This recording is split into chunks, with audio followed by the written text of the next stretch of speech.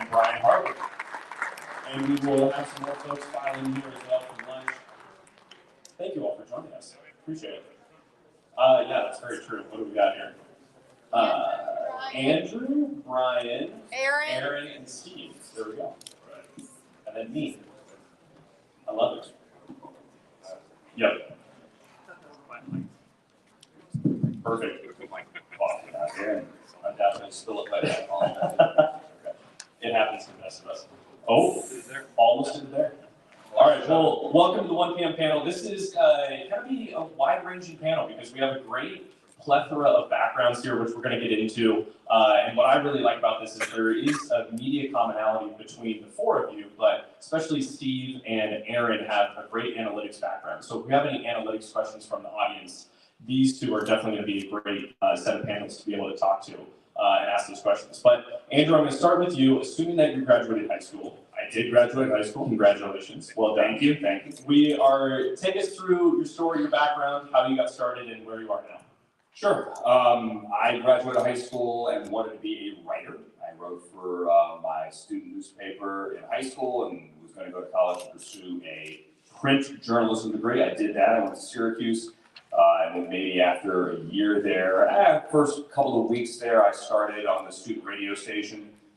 Believe it or not, I was a reasonably shy human being who never thought that I would be able to sit here right now holding a microphone and speak to a room of people, look at them in the eye. So radio was something that most people, I didn't think I could do, but I thought maybe I'd give it a try. So that started going well. The student radio station eventually switched my major to broadcast journalism and then had a radio career for about 10 years. I started in Chicago as a reporter, was very, very, very fortunate to start there. Jeff Joniak, now the voice of the Bears, hired me when I was a 21-year-old kid to be a reporter in Chicago and did that. They got the Bears, I did some stuff with the Bears. I moved to LA when Fox Sports Radio was launched in 2000 and started a nationally syndicated radio career there for a couple of years.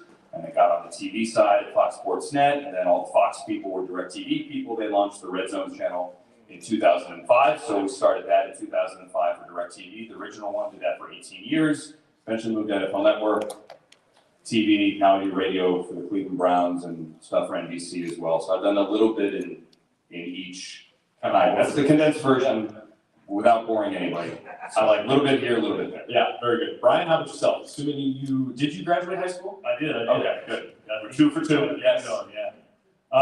Yeah, so I went to college at University of Southern Indiana, and I'm old enough now that we didn't have sports management programs back when I was in college. Not too many spots, so I kind of had to manufacture my own. I was a comms major, working in the athletic department. Our head coach in men's basketball was Bruce Pearl, who's now head coach at Auburn. Still keep in touch with him, by the way. Networking, staying in touch with people is important. So that was kind of where I got my start. After graduating college, I landed at the Columbus Crew Major League Soccer team. It was like their 3rd year of existence. Worked there for a couple of years on the revenue generation side, mainly in tickets. So that's how I got my start in sports. Even though I had a comms background, I ended up on the revenue generation side, which was interesting because not necessarily where I wanted to be, but that was the way to get in. Moved from the Columbus Crew to the Pittsburgh Pirates, was there for the opening of PNC Park. Then went from there to the Jacksonville Jaguars, we hosted Super Bowl 39. Then spent about 9 months at NASCAR, so it was my first experience not in a team sports atmosphere. Didn't really like it too much, so had the opportunity to move to Minnesota with the Vikings as a project manager on the marketing side, so now I'm getting out of the revenue side. And been there for 21 years. Started Vikings Entertainment Network. When it started out 20 years ago, we were about 6 people. Today we're 46. We cover everything TV, radio, digital, social media, and then all in-stadium entertainment, video board replays, ribbons, graphics, all that stuff. So it's a great group, and you kind of stick to what you're trying to get to, you find your own path. So. Yeah, very good. Thank you very much, Brian. Aaron, how about yourself? I'm from Sharon, Massachusetts, which I mention only because ironically it is also the hometown of Bruce Pearl. Oh, wow.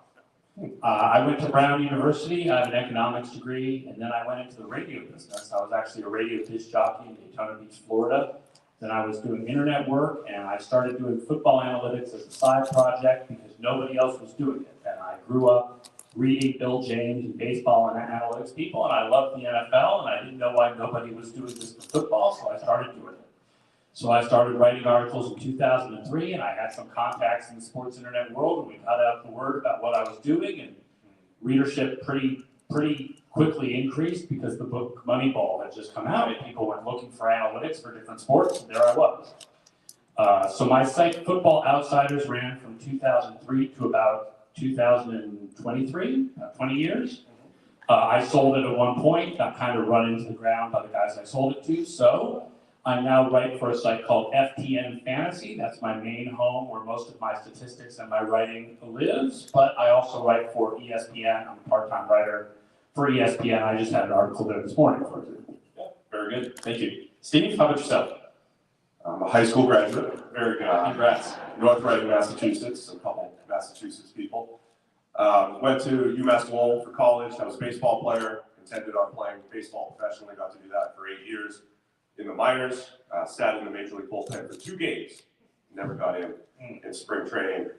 As my career was winding down, I was using ProFootballFocus.com as a fan, and I love football, always loved football, and as I was winding down in my baseball career, sent them an email, said, do you need help? They said yes. I started charting games for PFF, and then got hired full-time. I was the 6th full-time employee there at PFF, and then wore multiple hats. The first job was just grading games and, cranking out those games and the grades and data that we put out there, but eventually started a podcast and started to do some more of the forward-facing work to kind of add some color and some perspective to the grades.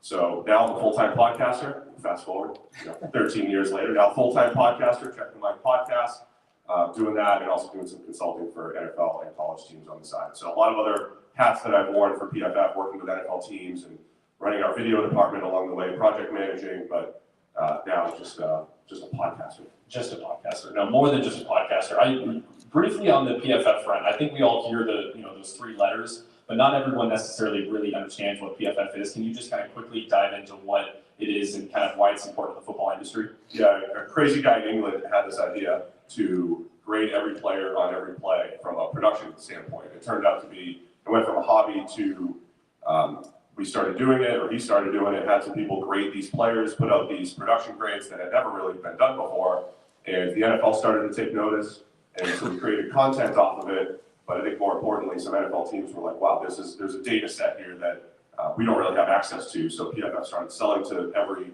NFL team, got all the way up to all 32 teams, and now pretty much every FBS and FCS team has that data set, while also creating fantasy tools and betting tools and content as well. Yeah, very good. So, Andrew, I'm going to get back to you. In terms of what it is to be like a media member, is you guys are all over the place, and whether you're on air or behind camera, you guys travel, to all of these major events, Super Bowl, Combine, Draft. Kind of talk a little bit about what your week is like as a member of the media, being on camera, but then also meetings that you're in, and just what is it like to be in your role and then have to go to all of these places? What are you doing? Who are you meeting with? Things like that. Sure. It's evolved over the years. I would say that number one, we're doing our job getting content on the air or writing or whatever. Number two, we are here for the same reason you guys are here as well, and that is to network, shake hands, and meet people. Because everybody in the football, and to a lesser degree the media, but the football media business is here this week. And you can see somebody at the Starbucks and can get heated upstairs, for example, at 4:45, or you can see somebody in a walkway. I'm seeing it, by the way. See somebody in a walkway, or in a restaurant late at night, or early at night. Regardless, it's how everyone connects. Everyone you've ever worked with, anyone whose podcast you've ever been on, anyone you went to school with, is here. So it's a time for connection. It's also a time for, if you're a member of the media, to talk to sources, to do your networking, to try to figure out, what the Titans are going to do with the number 1 overall pick, for example, and to do your own business development as well. And as a media member, also to get your content and talk to your sources to be better on the air. My old day used to be a standard day here, doing a 5 to 6 hour show in the middle of the afternoon on NFL Network. You see all the podiums, the coaches, the GMs, some of whom are sitting upstairs right now at that Starbucks.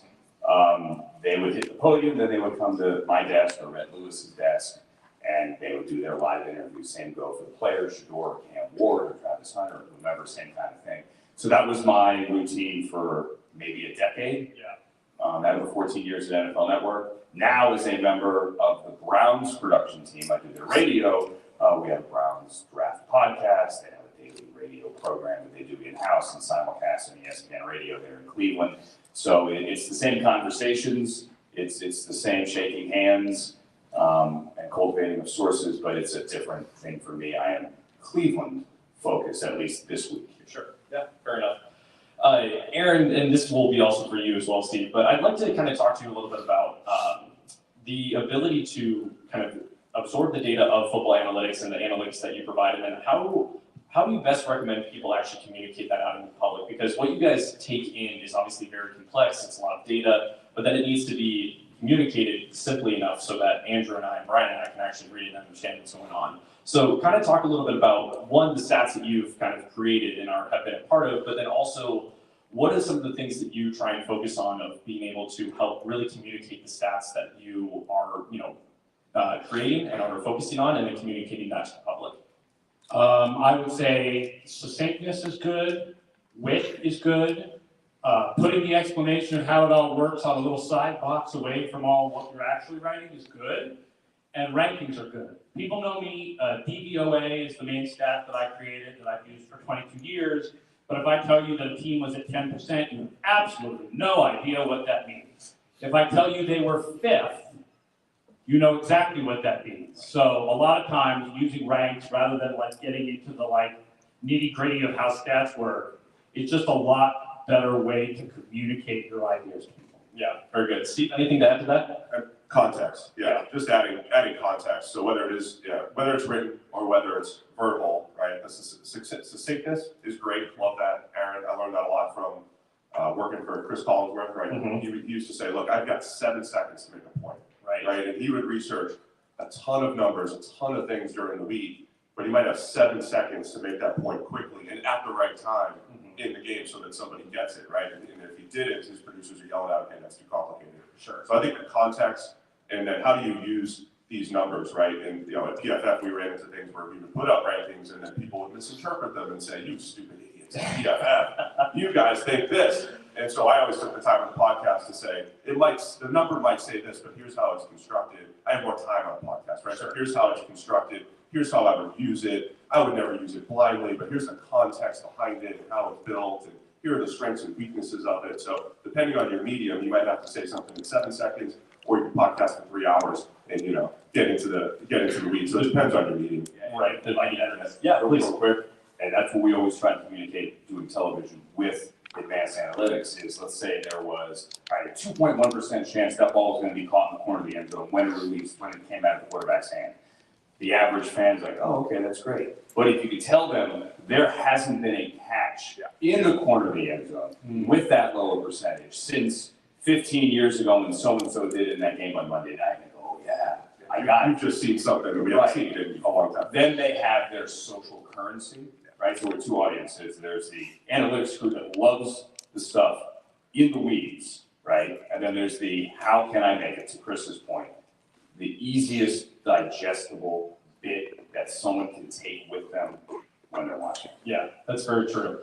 Go ahead and line up if you guys have questions. I'll get to a couple more, but obviously we want to make sure that we hear from you as well. Brian, before this, we were chatting a little bit about what you have been doing beyond your Vikings role, and that's with the Super Bowl. I'd love for you to talk about, that is the pinnacle of probably American sports in general, is the Super Bowl. And so you have a really awesome role of helping make sure that that game goes on and goes smoothly. And so I'd love to hear about what you do with the Super Bowl and the trophy presentation, and tell us a little bit about what you've been doing with them. Sure, yeah, look, the Super Bowl is the biggest event in North America, maybe even the world. So it's super important, and the league will, through relationships and so forth, if they trust you, they'll put you in a specific role, and they don't task you with a lot more. It's like everybody needs to do their job and do it right because it's on a global stage. So yeah, just through my, career in the league and meeting folks, they earlier on, 14, 15 years ago, asked me to kind of stage manage the trophy ceremony. Okay.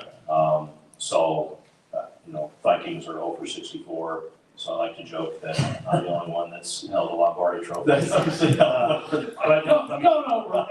Over 59. 5 more years till they're over 60. So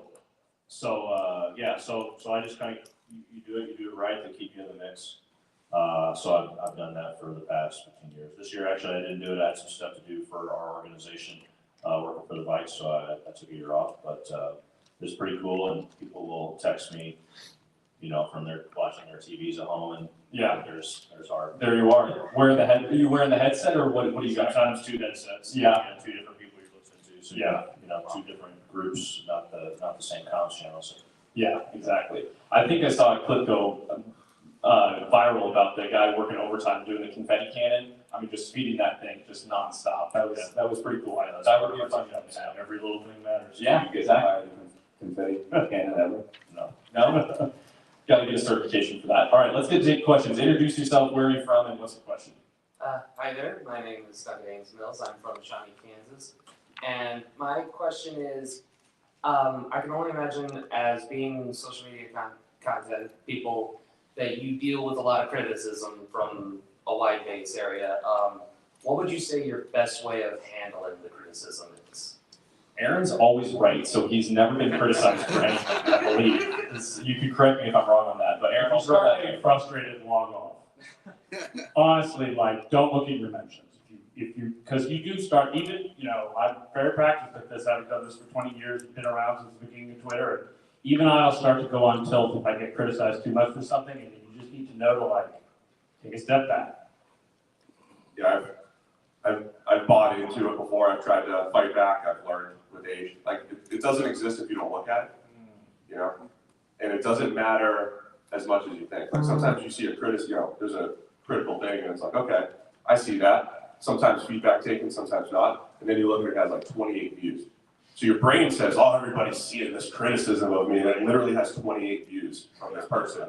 It doesn't exist, it doesn't matter, so you can have a thick skin and move on. And it might have been a family member just hitting refresh. Yeah, I hope it's somebody Literally have that I know controlling me. Yeah, exactly. Mom and dad are just viewing it 14 times a piece. Yeah. Brian, Andrew? Yeah.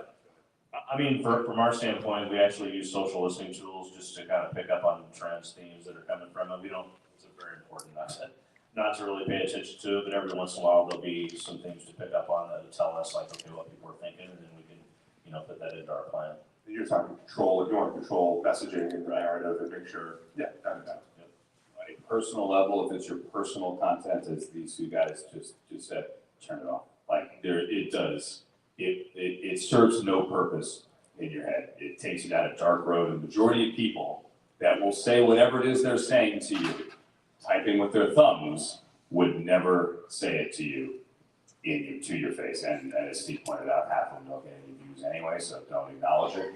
I had a producer at NFL Network years ago that said Twitter is an IQ test.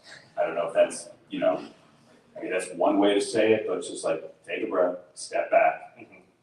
Do I really need to hit send? You don't. Yeah. Just walk away. Don't give them. Don't even dignify the response. Yeah. Just or go visit them at the Starbucks. There we go. Yeah.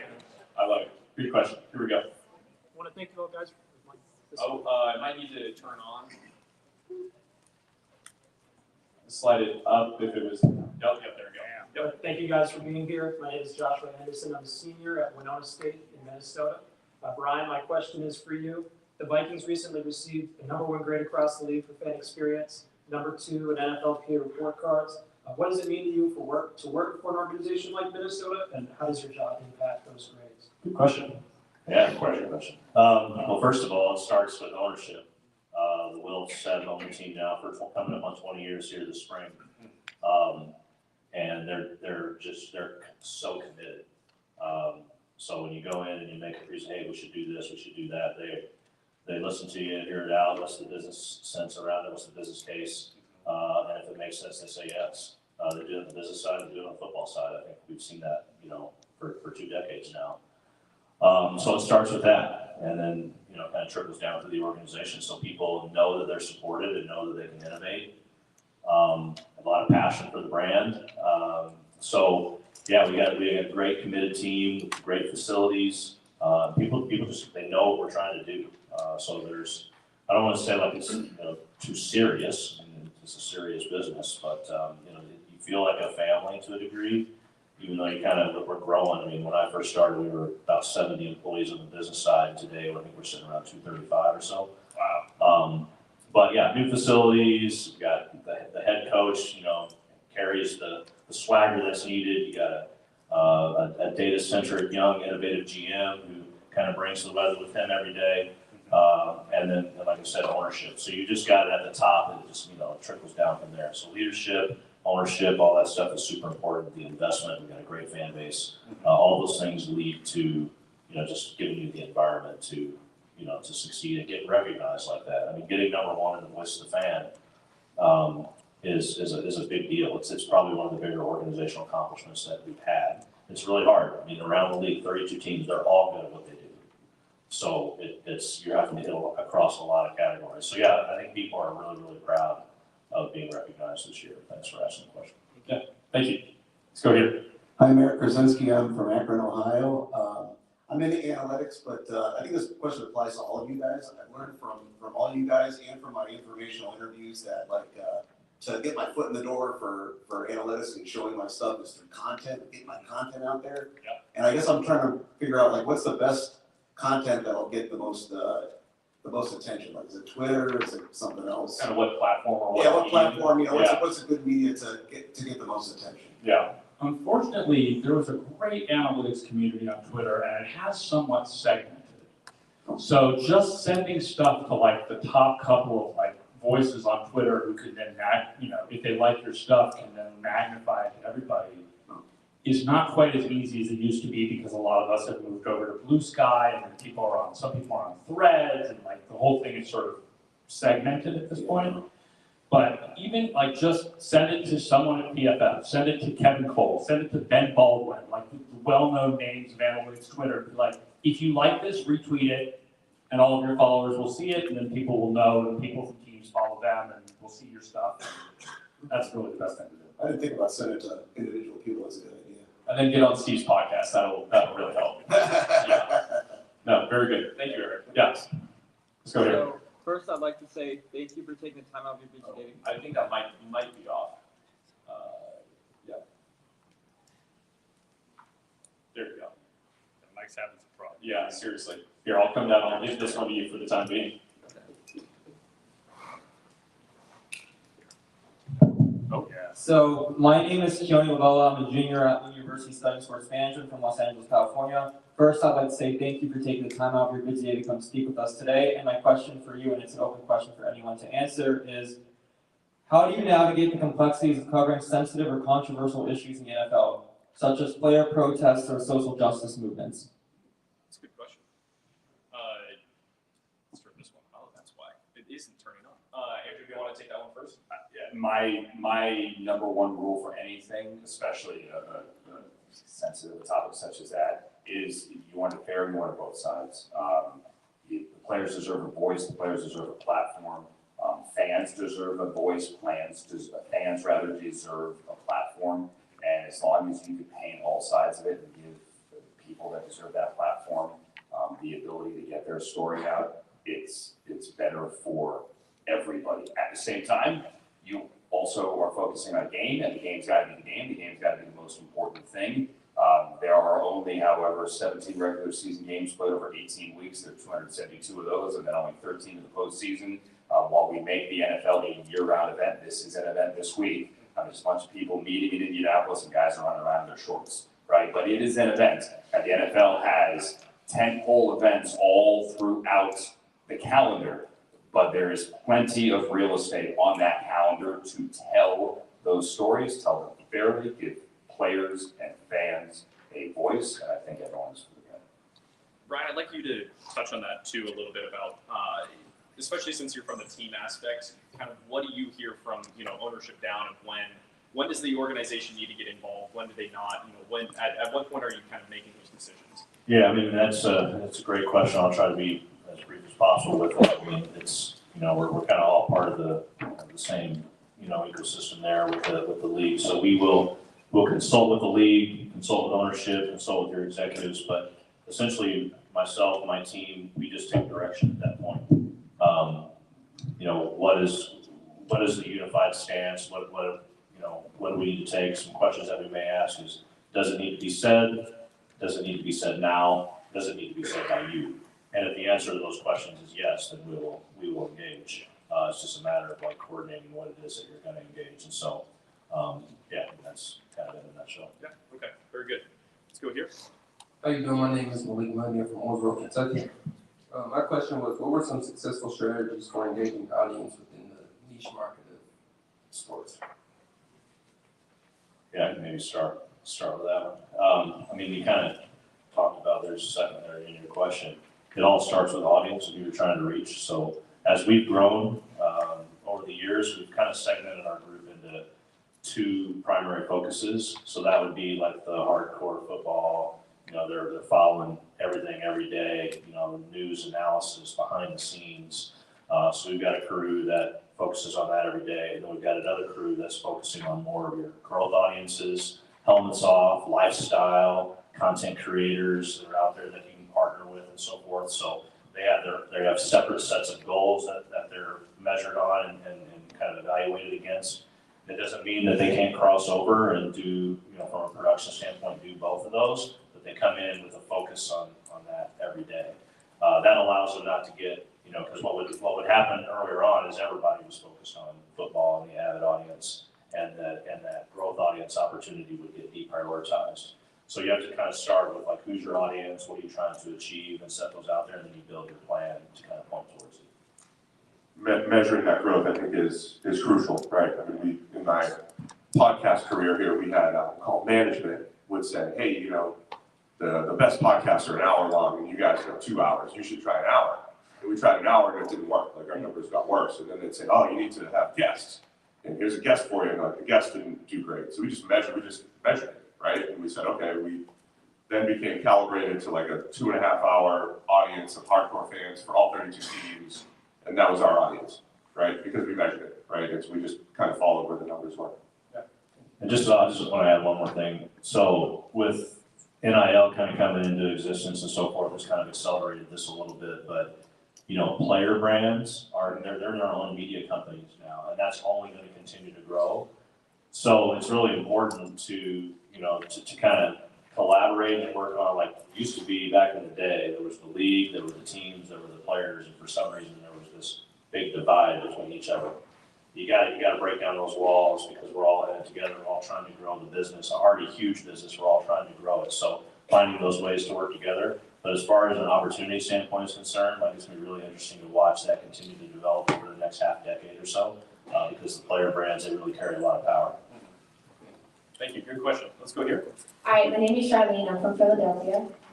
So coming with a background of like mechanical engineering and like personal training position, like how would you recommend somebody to position themselves when it comes to like performance analysis? Like, should I create a portfolio? Should I send out my, you know, just like my research findings to individuals, like you mentioned earlier? I had to rewrite my question because you kind of asked.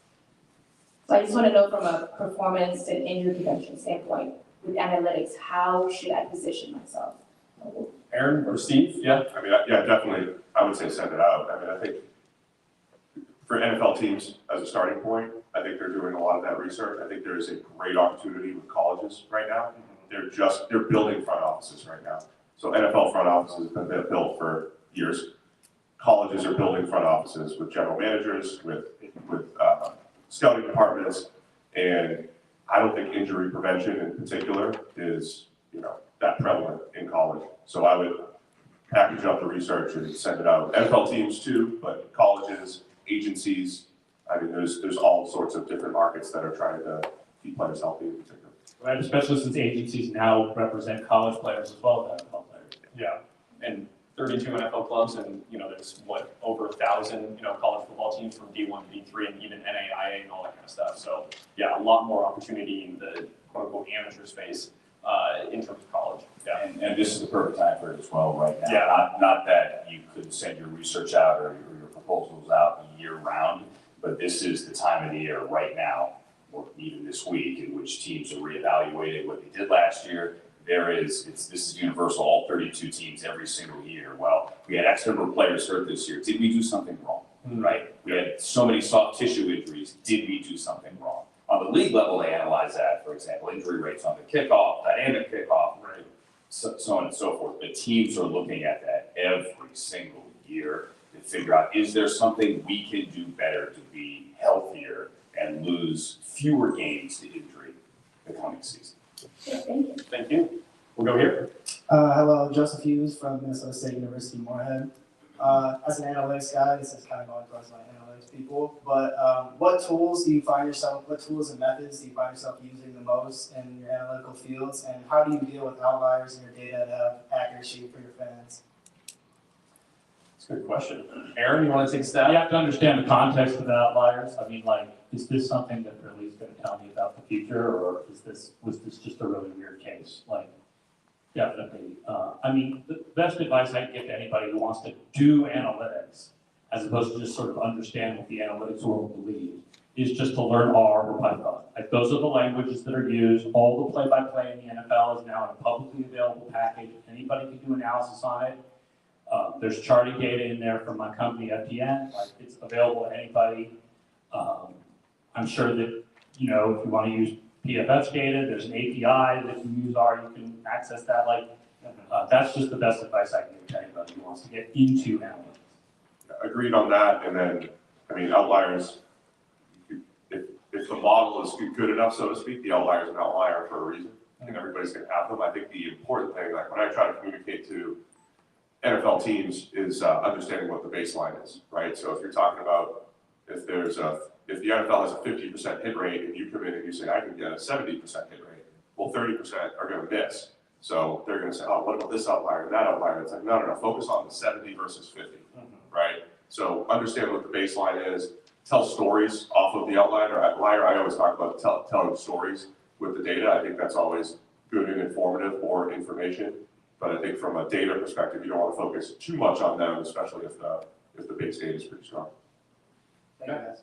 Thank you. Let's go here. Hi, James from Chicago. My question is, what statistics or data sets are the most reliable, or maybe more importantly, least reliable in predictive value? Yeah. Steve? Data.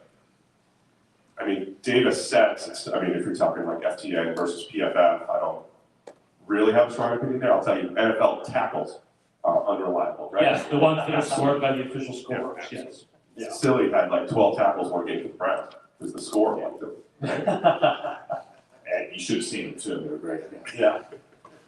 So yeah, it's tough to say like data sets, so to speak. Is that what you're asking? I guess maybe I should rephrase. I mean, the play-by-play is the play-by-play. Right. Let me rephrase it and ask this way. How do you guys differentiate in looking at the data between, is somebody really that good, or are they lucky? And are the numbers overstating or understating the value of the player? Sample size and predictive, like, consistency of a stat from year to year. I mean, like, cornerback stats are notoriously inconsistent from year to year, whether you're talking about charting stats or PFF grades. Like, either way, they're very inconsistent, whereas, like, things for edge rushers are much more consistent, so you're probably predicting things better with them.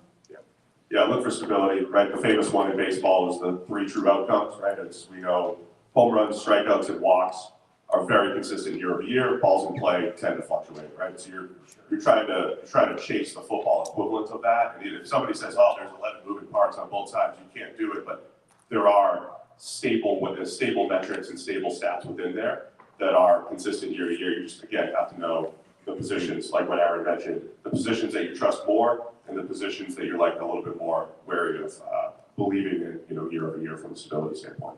Excellent, thank you. To get into the kind of the details of why the inconsistency, especially with cornerbacks that you just talked about versus, edge rushers or things like that, is that just with the nature of the position? I mean, I don't know. Oh, That's one of the great mysteries. Yeah. Is there some magic cornerback stat out there we can create that will be much more predictive? Like, or is it just in the nature, like, anecdotally, if you think back to some of the cornerbacks of the past, like, anecdotally, Antonio Cromartie was like all over the place. He had like a year where just by the eye test he was really good, and then the next year he just give up tons of passes. So yeah, I don't know if it's inherent to the position or if it's just we just haven't found the right stat. What it might be, sure. I think there's an element of you have more interactions in the trenches, and then a lot of times if you do look at stability across, say, offense and defense, offense is a little bit more stable. So in other words, the QB and wide receiver matchup is going to affect quarterback stats, right, as much if not more than the actual quarterback. Yeah. Right, and you can still have good and bad corners, but the stats are gonna fluctuate because of the other circumstances. Gotcha. Understood. Here we go. Maddox, I'm from Ball State. Andrew, I speak for everybody by saying you're way better than Scott Hansen. But He was the original, man. He was the original. There will be no fight. 3 rounds. There will be no fight in the Starbucks, Scott. Thank you. my question's for Aaron and Steve. Do you find it difficult to do a play-by-play rating when you don't know the scheme or play call for the certain offense or defense?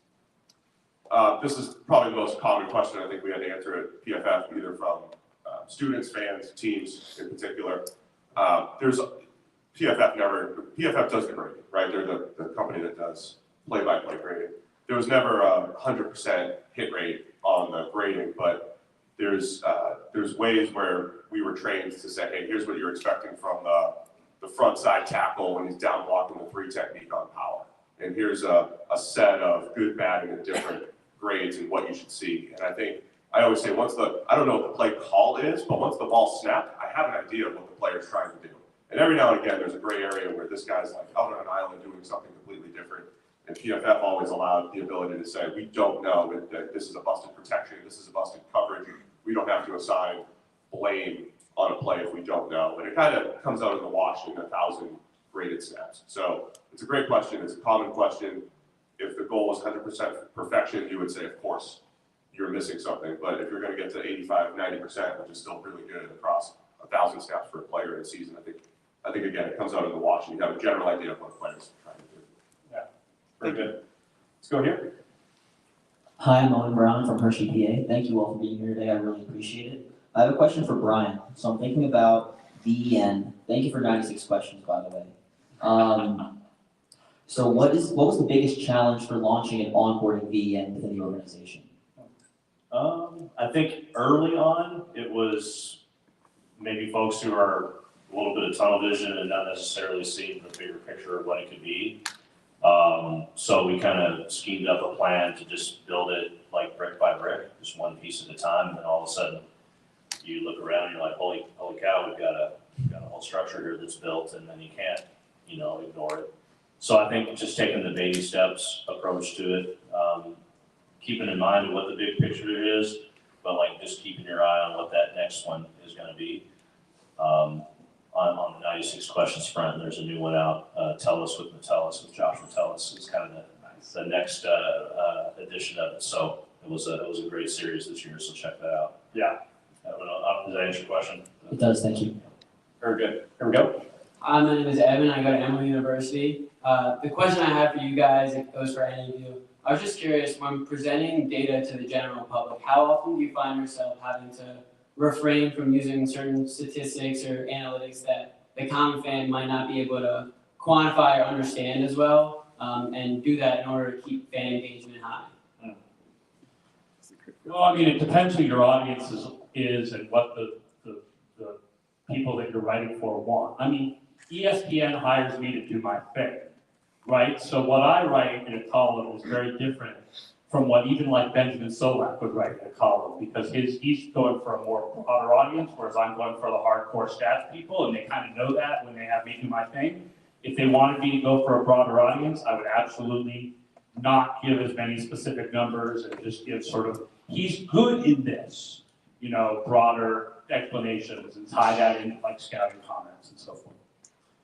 Yeah, I think you just kind of have to read it out, like something like EPA, the first few times I ever used EPA, I would say expected points added, and you get a lot of questions. What is that? What is this ridiculous stat? And then 3 years later, it's more common, you get fewer questions. So you kind of ease into it, always try to give the quick explanation as you can, and then you kind of read, okay, this is more accepted right now. And so sometimes it just takes time, and you just kind of reading the room, depending on where you're using it. And you're seeing more and more as well on your game broadcast. Amazon does a great job as well with their alternate feed on Thursday night, where if you do want more detail, if you do want a more granular analytic approach, you can just grab your remote and do that. You can switch back and forth. And then even on a day-to-day basis, there are certain publications that I think find the middle ground really well. Like The Athletic, for example, they provide great day-to-day coverage in all those markets, all 32 teams for the most part, with their writers covering the team as traditional beat writers. But they, especially in their gamers on Sunday, always work in DVOA. They always work them in True Media Stats as well into their stories, and not everyone really does that. The LA Times is not going to do that. That's not a shot fired. But in their Sunday story about the Rams or the Chargers game, but the Athletic, at least for my money, finds a perfect middle ground there day to day where you could kind of bridge the two worlds. Yeah. Very good. Thank you. Let's go here. Hi, I'm Natalie Gum. I'm from Missouri Baptist. I'm actually doing the interviews today with them. I am going into the media side of things, and each of you kind of has a different hold on how you use social media and using it. With technology constantly changing, I was just wondering from each standpoint how that will give you guys more opportunities to engage the fans, as well as more challenges that will be coming up and facing for you guys. Andrew, let's start with you. Sure. So I'm reaching in my pocket here, and so this thing right here is a better TV studio than when I graduated college at school for free facilities. The combined television and media making power in that entire building the day I graduated. Each one of us has one of these in our phone, in our pockets. That is a television production, a worldwide capable television production studio. So it is only going to get, the reach is only going to get wider, and the power that you have or anyone has to create that content and spread it internationally, globally, other planets maybe one of these days, is only going to get better. But with that, definitely there are a lot of challenges because you can go from a well-produced with a million eyes, double-checking everything, game broadcast or daily show to it doesn't take much to hit send and throw something out there that could totally be taken the wrong way, out of context. Someone could grab it, might even go down the AI path, but there's plenty of content that totally gets misconstrued from what it was initially intended. So it is a brave new world, but there's some pitfalls, certainly. I mean, I assume on the team side, you guys have to deal with that plenty. Yeah, I mean, we do have, like, the NFL is very measured. So when new platforms pop up, we can't just jump on them and go. We have to wait for clearance from the league. I mean, there was the recent story about Blue Sky and the NFL not allowing teams to have accounts and so forth that came out. Those types of things will pop up. I go back at the end of the day when you look at how you approach it. Well, what are you trying to achieve? You've got to answer that question. You can't just be out there just shooting wildly. So what are you trying to achieve? Who's the audience that you're going for? Understanding like the habits of the various channels and then crafting your plan to meet that. Like there's some type of content that can be agnostic to what the platform is. But for the most part, you want to try to create for the channel that you're on. So that to me is something that I see out there. You can kind of tell that people haven't thought that out on the front end. It's way more precision now than it has been. It's getting better, but there's still a lot of work to be done, I think. My friend from The Ringer was trying to remind me of this a few weeks ago, to be where the kids are. And kids are on TikTok. The kids are on YouTube. Are you doing dances? I'm not doing TikTok dances. I have not done a good job keeping up with things like TikTok. But if the goal is to stay ahead, it's just foresight. I joke about the kids thing, but it's foresight. Like what are going to be the biggest platforms in 5 or 10 years? How can you find your niche in there? YouTube is absolutely massive. Just recently in the podcast world, it went from a listening medium to a watching medium. So if you're podcasting now simulcast, they're now just like TV shows. And so that's also a great lead from Eric's question earlier.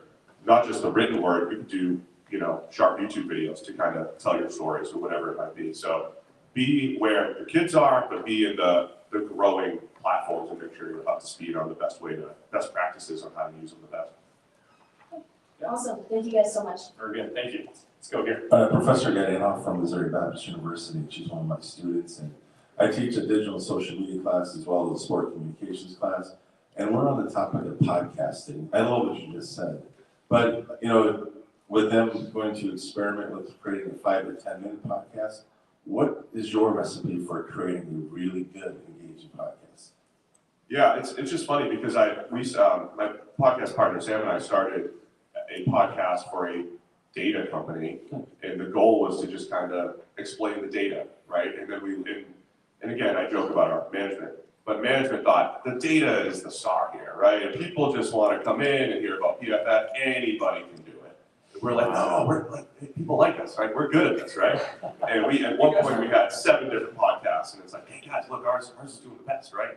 And it's not, I'm not bragging about it, I'm just saying people, it's like radio, like you listen to people that you like on radio, so it's it's personality driven, but you still try to inform, a little entertain, whatever it might be, and there's so many listeners out there, you're gonna find your niche. Like I said, like 5 to 10 minute podcasts, there's an audience for that. There's an audience for 30 minutes and for 1 hour and for dailies and for once a week. You know, Rogan is different from, you know, a daily podcast. Obviously it works. So there's something for everyone, but I do believe that the personalities matter just like it would in any other media, right? So the personality stuff matters, and then you just kind of, I would say, calibrate it for whatever audience you're going for. Very good. All right, we got time for a few more questions, so let's go rapid fire here. Hi, I'm Francesco with AU Indianapolis, and this is more a question for the guys with analytics. How do you deal when you have maybe a player that for you isn't ranked highly with a model you have, but then outside of it, maybe draft analysts do not think that that player is that good?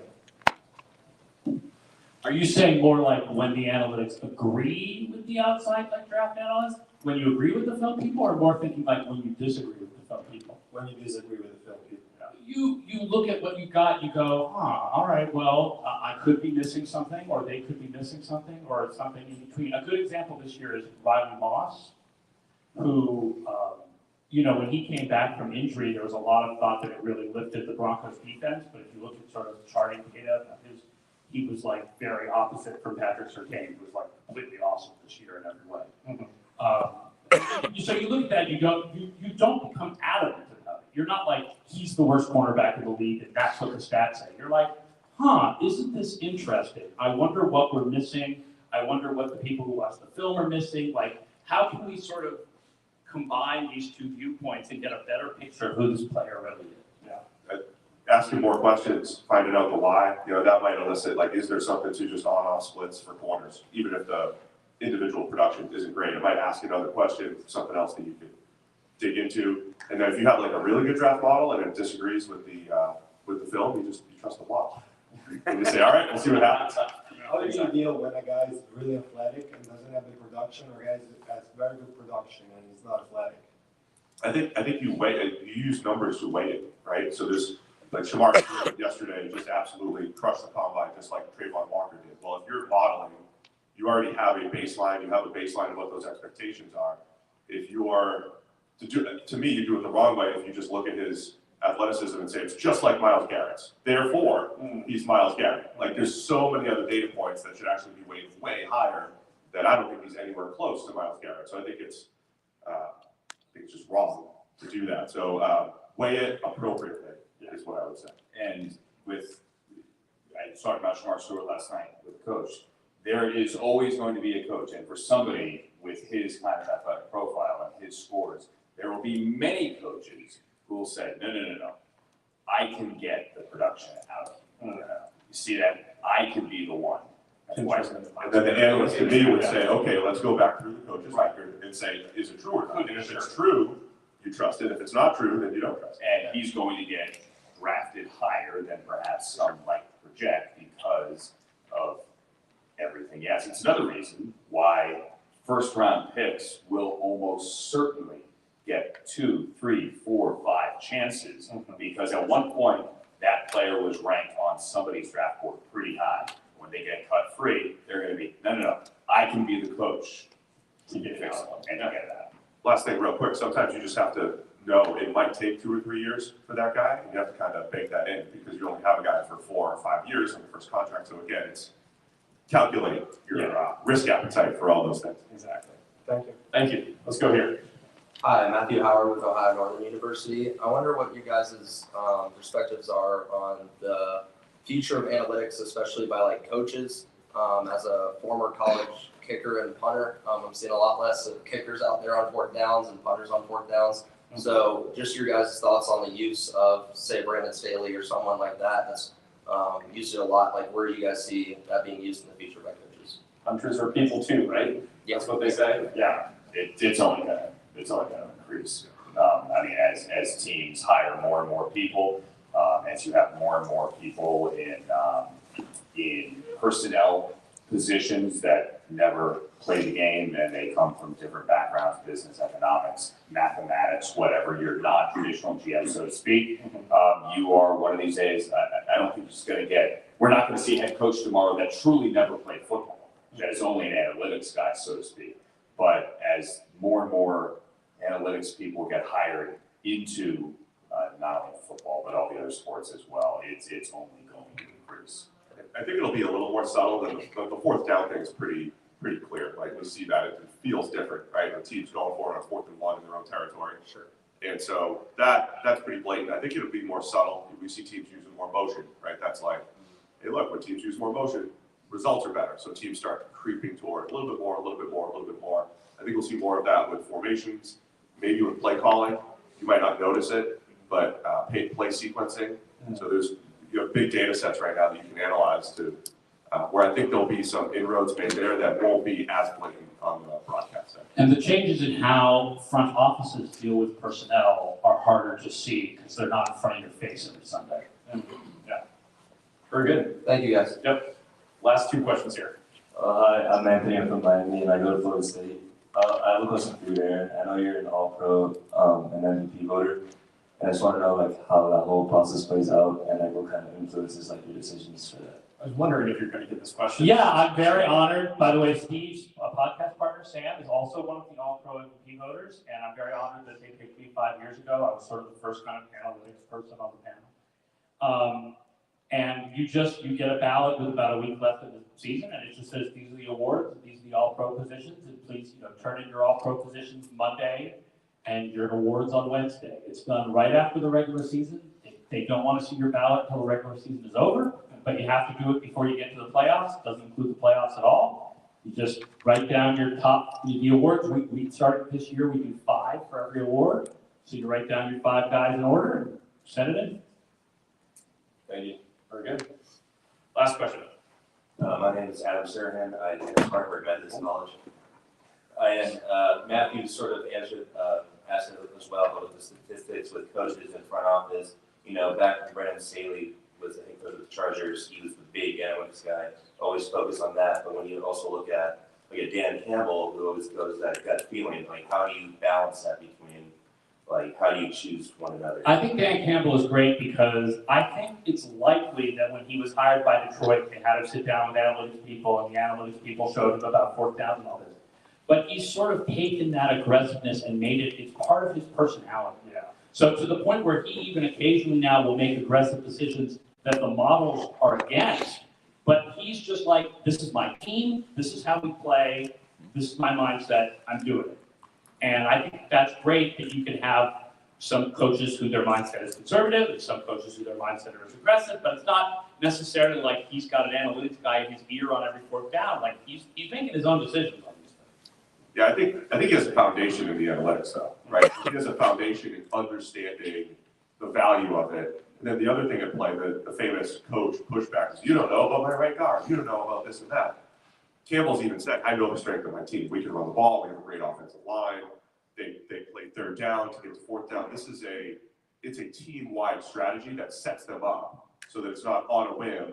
It might seem like a gut feeling, but that's, as Aaron said, that's their personality. And the players know it's coming. Yeah. So it's not like the players are shocked, like, what are we doing here, coach? Like, they know this is how they work. It sounds ridiculous, but like the Chargers weren't good at 4th and shorts, and they didn't have a great offensive line for it. They didn't have a great anything for it. So I always joke, like, hey, the team that can figure out how to be good on 4th and 1, which of course is not really a strategy, but you have to figure out how to play to your strengths in those high leverage situations. I think the Lions absolutely have, and say Brandon Staley's Chargers weren't as good at that. Yeah. Who's the best 4th and 1 team in football? I believe it was Washington. Or I was going to say the team that just won the Super Bowl. Maybe the data said what? Washington was very good on Row football. the The tush Eagles, push of course, are also. Yes. Row the tush push out of the sample. It's such an advantage, right? They never have to give the ball away. Okay. Okay. Sounds good. Can I add one more thing, sorry? Sure. Yeah. On a personal level, on a player, not just the whole team, like when you look at the analytics from going to the combine, and then you just talk to them, you have a personal like judgment of them, is that the same as like on a team side compared to the player? It's like, how do teams? Like if, like with Shamar, see where like he did great on the stat line for all the events, but if you talk to him personally, how do you balance the personal effect? Yeah, I'm not gonna weigh that a ton because I only get to see him like at a podium, but teams absolutely weigh that a lot, right? We talk a lot about numbers, but there's obviously culture and fit and how they're gonna work. And teams, they're here this week to dig into all that, so that matters a lot. And my opinion about players is if the analytics say you're not as likely to succeed, they still say you have a chance to succeed. Work your ass off and prove them wrong. Yeah, exactly. Here we go. Did you have one as well? Yeah, I had a couple. Yeah, what do you got? This will be the last one and then we'll break. My name's Eric. I'm a Concordia doctoral student, pursuing my PhD in sports leadership. I had two questions. My first question is, how do you see like AWS and the data analytics side of that affecting the future of the NFL? Is the first question. And then my second question is there like a particular type of software where you can kind of like predict based on what players are being drafted for a team to kind of predict the outcome of how the season might go or something? Well, those are models that everyone's always trying to build. Like, they're trying to get the better, everyone's trying to get the better model of how teams are going to do in the future, right? Yeah. And Andrew, to the AWS point, I'd kind of talk on what is it like actually being in the booth and, trying to absorb these stats as a broadcaster. I'm sure you guys have to get some type of, training and education, obviously, on how to then, convey it, like we've talked a lot about. But AWS, PFF, these services are obviously very much at the forefront and something that the NFL and broadcasters are trying to push. What is that kind of like for you guys, and where do you see that going? Most of the stuff you'll see during a game is heavily produced, stuff that was planned. The graphics are built, the presentation is rehearsed, because you're trying to drive home in the most fan-friendly and digestible way the point, the data, the information, so that the fan can take it and go with and take it out there and talk to others about it. On a day-to-day basis, like doing a show on NFL Network, we are constantly getting pitched ideas, right, from a in-house research department at NFL Network. You get like a 100-page PDF every week just for those games of that week, and there might be a dozen pages with analytics, say PFF stuff AWS came up, or through AWS as well. And it's up to each individual show to figure out how they want to present them. Some shows do it differently. But I'm of the opinion the more you can use, the more you could present a smarter show, that everyone in the audience becomes a smarter football fan. And everyone wins. All right, very good. A big SMWW thank you to our four panelists.